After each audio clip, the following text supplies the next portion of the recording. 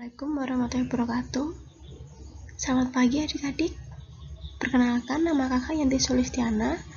Di sini kakak akan sedikit menjelaskan tentang sistem endokrin.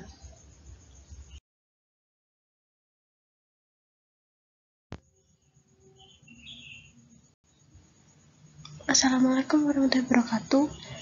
Perkenalkan,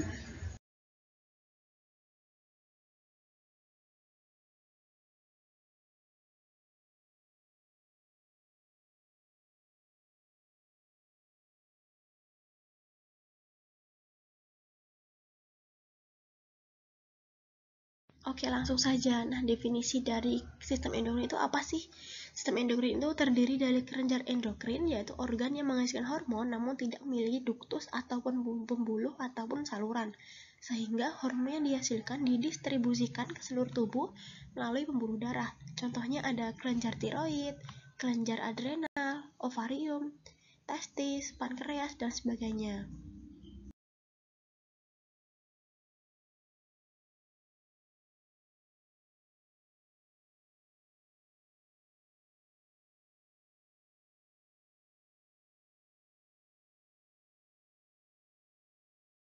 Selanjutnya, ini adalah struktur kelenjar endokrin. Yang pertama, kelenjar endokrin mensekresikan substansi kimia yang langsung dikeluarkan ke dalam pembuluh darah.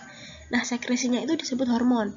Mekanisme kerjanya seperti hormon dilepas dari sel-sel khusus, kemudian masuk ke dalam aliran darah. Selanjutnya, hormon tersebut dibawa oleh pembuluh darah menuju sel-sel target atau respon sel.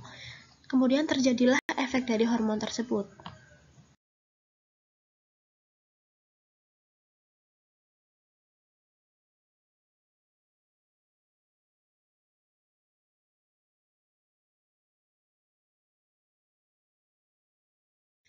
Yang selanjutnya, ini ada struktur dasar dari hormon secara kimiawi. Nah, yang pertama itu adalah derivat dari asam amino.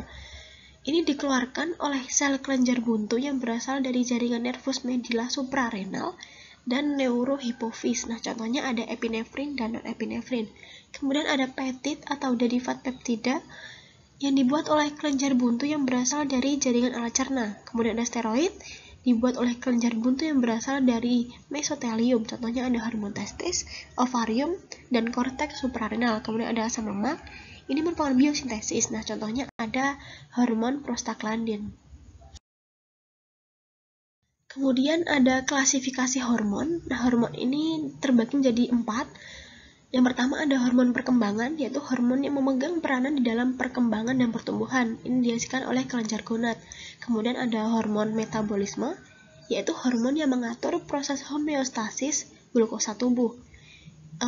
Macamnya ada glukokortikoid, glukagon, dan katekolamin. Kemudian ada hormon tropik, dihasilkan dari kelenjar hipofis sebagai hormon perangsang pertumbuhan folikel seperti FSH pada ovarium dan proses spermatogenesis yaitu LH.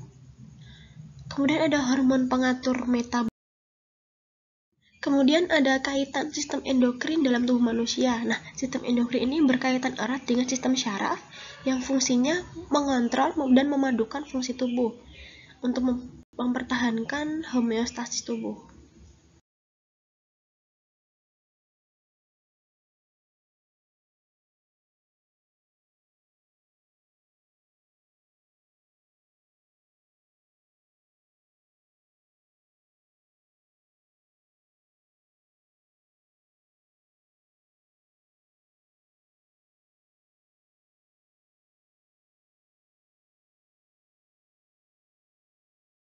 Lalu ini ada struktur dari sistem endokrin. Nah, jadi sistem endokrin itu terdiri dari 2 bagian, yaitu kelenjar eksokrin dan kelenjar endokrin.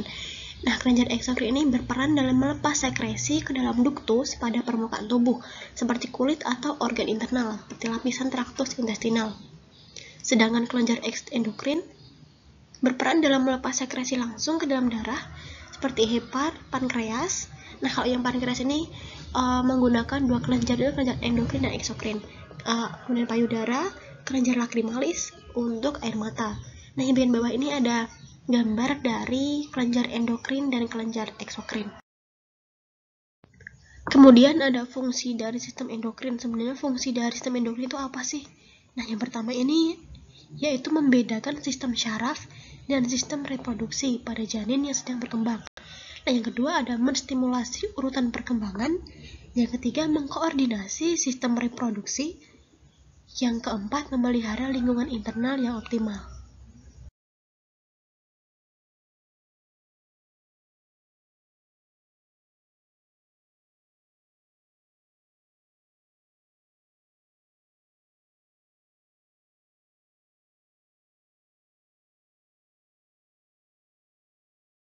Lalu ada klasifikasi sistem endokrin. Nah, jadi dalam tubuh manusia itu sistem endokrin terbagi menjadi dua, yaitu ada hormon yang larut dalam air dan hormon yang larut dalam lemak. Untuk hormon yang larut di dalam air termasuk polipeptida, semisal ada insulin, glukagon, ACTH, dan gastrin, serta katekolamin seperti dopamin, norepinefrin, dan epinefrin. Untuk hormon yang larut dalam lemak termasuk steroid, misalnya ada estrogen, progesteron, testosteron, glukokortikoid, aldosteron, serta tironin. Misalnya ini ada tiroksin. Nah, selanjutnya ini ada karakteristik sistem endokrin. Nah, yang pertama itu ada sekresi diurnal. Ini merupakan pola naik turun dalam periode 24 jam. Contohnya ada kortisol yang kadarnya akan meningkat di pagi hari dan akan menurun di malam hari. Kemudian ada sekresi hormonal pulsatif dan siklik. Nah, ini merupakan pola naik turun sepanjang waktu tertentu, dihitung setiap bulan. Contohnya ada estrogen yang merupakan non-siklik dengan puncak dan lembahnya yang menyebabkan siklus menstruasi pada wanita. Kemudian ada sekresi hormonal variabel yang akan berubah dan tergantung kepada kadar substrat lainnya.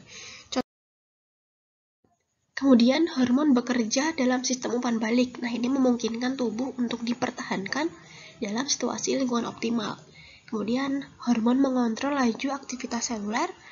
Hormon tidak mengalami perubahan biokimia, namun hanya mempengaruhi sel-sel yang mengandung reseptor yang sesuai sehingga melakukan fungsi spesifik. Nah, jadi hormon ini itu tidak ada perubahan kimia, tapi mempengaruhi sel-sel yang mengandung reseptor yang sesuai, kemudian akan melakukan fungsi spesifik begitu. Selanjutnya, hormon mempunyai fungsi dependen dan interdependen. Nah, ini merupakan suatu pelepasan hormon dari satu kelenjar sering merangsang pelepasan. Kemudian ini ada gambar dari kelenjar endokrin. Nah, jadi kelenjar endokrin itu pertama kali dihasilkan oleh hipotalamus. Hipotalamus ini biasa disebut dengan pituitary. Dan pituitary ini terdiri dari dua bagian, yaitu bagian posterior atau belakang dan anterior bagian depan. Hipotalamus akan memproduksi hormon yang terdiri dari hormon pertumbuhan, prolaktin, follicle stimulating hormone atau FSH, luteinizing hormone atau LH, thyrotropic hormone atau TSH, kemudian ada adenocorticotropic hormone atau ACTH. Nah, selanjutnya hormon ini akan menuju seperti gambar yang sebelumnya. Ini kelenjar endokrin dan hormonnya dihasilkan. Nah, ada hipofisis, tiroid, paratiroid, adrenal atau anak ginjal, pankreas, gonad yang berisi tentang ovarium dan testis. Nah, ini bisa dilihat pada gambar sebelah.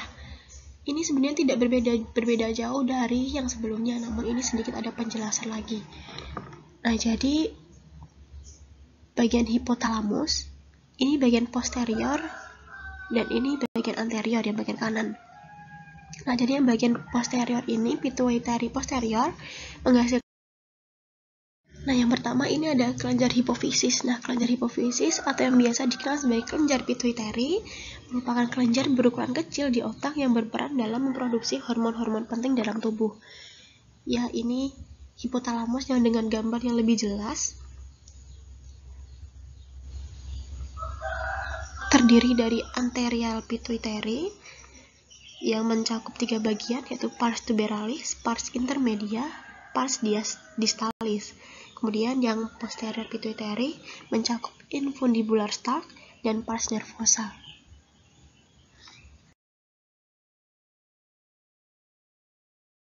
Ini ada beberapa hormon dan target organ serta aktivitas biologik yang dihasilkan oleh pituitary atau hormon pituitary tersebut. Nah, untuk lobus anterior ini menghasilkan somatotropin atau STH yang merupakan hormon pertumbuhan. Target organnya berupa sel-sel somatis dan epifis tulang. Aktivitasnya berupa pertumbuhan tubuh, sintesis protein, metabolisme karbohidrat, regulasi air, ultrafiltrasi ginjal atau GFR, meningkatkan permeabilitas membran terhadap asam amino. Kemudian ada TSH atau tirotropin. Target organnya adalah sel kelenjar tiroid. Kemudian untuk lobus anterior, lanjutan dari tadi, ini nama hormon yang diproduksi yaitu LTH dan lactogenic hormone. Nah, target organnya corpus luteum dan kelenjar mame. Aktivitas biologinya menstimulasi sekresi progesteron dan sekresi air susu. Kemudian ada pars intermedia, nama hormonnya intermedin. Target organnya merupakan sel-sel melanofor pada amfibi dan reptil. Ini mempengaruhi warna kulit. Selanjutnya adalah neurohipofisis atau lobus posterior, menghasilkan ADH, vasopresin, dan oksitosin. Target organnya ada nefron, sel darah periferi, kontraksi otot polos. Nah, banyak sedikitnya cairan yang masuk dalam sel akan dideteksi oleh hipotalamus. Nah, jika cairan atau plasma dalam darah sedikit, maka hipofisis akan mensekresikan ADH untuk melakukan reabsorpsi, yaitu penyerapan kembali. Nah, sehingga darah mendapatkan asupan cairan dari reabsorpsi tersebut. Nah, dengan demikian, kadar cairan atau plasma dalam darah dapat kembali seimbang. Selain itu, karena cairan pada ginjal sudah diserap, maka urinnya kini bersifat pekat. Nah, jika seseorang buang air kecil terus-menerus, diperkirakan hipofisis posteriornya mengalami gangguan sebab ADH tidak berfungsi dengan baik. Nah, nama penyakit ini disebut diabetes insipidus. Yang kedua ada kelenjar tiroid. Nah, kelenjar tiroid ini terdapat di bagian leher bagian depan, tepatnya di sebelah bawah jakun, dan terdiri dari 2 buah lobus. Nah, hormon ini dibuat di folikel jaringan tiroid dari asam amino atau tiroksin yang mengandung yodium. Yodium ini secara aktif diakumulasi oleh kelenjar tiroid darah. Oleh karena itu, kalau misalkan kita kekurangan yodium dalam jangka waktu yang lama, maka akan mengakibatkan pembesaran kelenjar gondok sampai 15 kali lebih besar. Dari kelenjar tiroid ini menghasilkan hormon tiroksin atau T4 dan triodotironin atau T3. Fungsinya untuk meningkatkan metabolisme basal, konsumsi. Kemudian ini ada regulasi dari hormon tiroid. Nah, hormon tiroid ini disintesis dan disekresikan oleh kelenjar tiroid dan akan mengalami proses aktivasi dan inaktivasi oleh tahapan monoiodinasi pada target jaringan. Nah, metabolisme ini dimulai dengan pemecahan hormon T4 menjadi hormon T3 melalui outer ring deiodination atau ORD atau metabolit inaktif yaitu reverse triodotironin atau R3 melalui inner ring deiodination IRD. Hormon triodotironin mengalami inaktivasi oleh IRD menjadi diodotironin. Nah, kemudian hormon tiroksin. Kemudian ada jenis penyakit tiroid. Yang pertama ada hipotiroidisme. Yang kedua ada hipertiroidisme. Nah, ini hormon tiroid T3 dan D4 didapati lebih tinggi, jadi lebih banyak kelebihan begitu. Untuk yang hipo ini kekurangan. Selanjutnya ada kretinisme, merupakan kelainan fisik dan mental yang menyebabkan anak tumbuh kerdil dan idiot karena kekurangan iodium yang menyebabkan kekurangan tiroksin. Kemudian ada gigantisme. Ini adalah pertumbuhan raksasa, yaitu kelebihan tiroid, hipertiroidisme. Begitu. Kemudian ada akromegali, ini pertumbuhan tak seimbang pada tulang, jari, rahang, dan hidung. Nah, yang ketiga ada kelenjar paratiroid. Nah, kelenjar paratiroid ini berdekatan dengan kelenjar tiroid. Nah, yaitu yang warna merah ini, yang bagian besar itu ada kelenjar tiroid, kemudian yang bintik-bintik bulatan 4 kuning itu kelenjar paratiroid. Ini terletak di leher juga, yaitu di bawah jakun.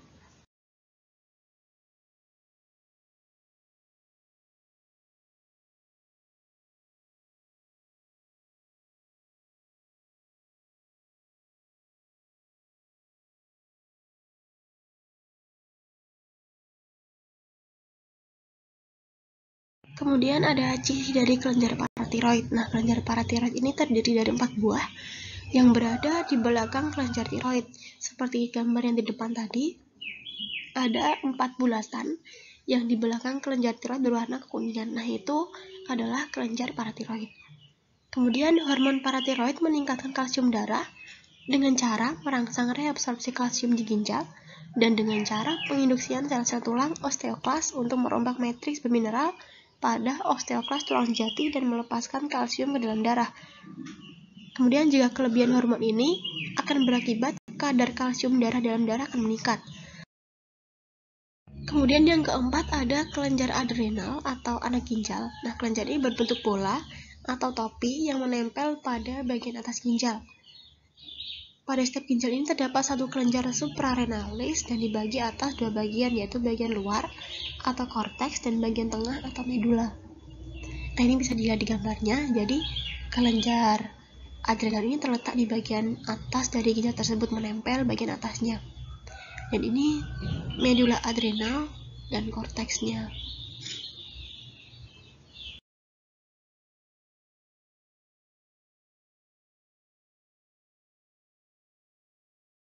Kemudian ini ada beberapa hormon yang dihasilkan oleh kelenjar adrenal. Nah, untuk adrenal korteks dihasilkan hormon glukokortikoid dan aldosteron. Fungsinya glukokortikoid sendiri untuk gluconeogenesis, menurunkan penggunaan glukosa di perifer, antiinflamatori. Untuk aldosteronnya meningkatkan metabolisme elektrolit dan metabolisme air. Untuk bagian adrenal medula menghasilkan dua hormon, yaitu epinefrin dan norepinefrin. Fungsinya untuk meningkatkan glukosa darah, glikogenolisis, meningkatkan aktivitas kardiovaskular, tekanan darah, fight or flight. Nah, di bawah ini ada mekanisme respon dari adrenal korteks dan adrenal medula. Yang kelima ada kelenjar pankreas. Pankreas sendiri itu merupakan suatu organ yang terdiri dari jaringan eksokrin dan endokrin. Pada bagian eksokrin mengeluarkan larutan encer alkali serta enzim pencernaan melalui ductus pankreaticus ke dalam lumen saluran cerna. Nah, di antara sel-sel eksokrin di seluruh pankreas tersebut tersebar kelompok atau pulau sel endokrin yang disebut sebagai pulau Langerhans. Nah, sel endokrin pankreas yang terbanyak adalah sel B atau beta, tempat sintesis dan sekresi insulin, dan sel A atau alfa yang menghasilkan glukagon. Sel delta yang lebih jarang adalah tempat sintesis hormon. Kemudian ini adalah hormon yang dihasilkan oleh kelenjar pankreas, nah yaitu berasal dari pulau-pulau Langerhans yang menghasilkan hormon insulin yang fungsinya untuk menurunkan glukosa darah, disimpan dalam otot dan hati dan akan dimetabolisme. Kemudian ada glukagon, meningkatkan glukosa darah dengan mobilisasi cadangan melalui glikogenolisis. Nah, jadi kedua hormon ini tuh bertentangan fungsinya, berlawanan. Kemudian hormon ini menurunkan kadar glukosa, asam lemak, dan asam amino darah, serta mendorong penyimpanan bahan-bahan tersebut. Nah, sewaktu molekul nutrien ini masuk ke darah selama keadaan absorptif, kemudian ini ada kelenjar gonad. Nah, untuk wanita, kelenjar gonad disebut sebagai ovarium dan pada pria disebut testis. Nah, bagian kanan ini ada gambar dari testis dan bagian kiri ada gambar dari ovarium. Bisa dilihat bagian dari ovarium sendiri terdiri dari medula, cuboidal epithelium, korteks, dan hilum. Sedangkan pada testis terdapat vas deferens, saluran vas deferens, ductus efferens, seminiferus tubus, stretobul, tuh.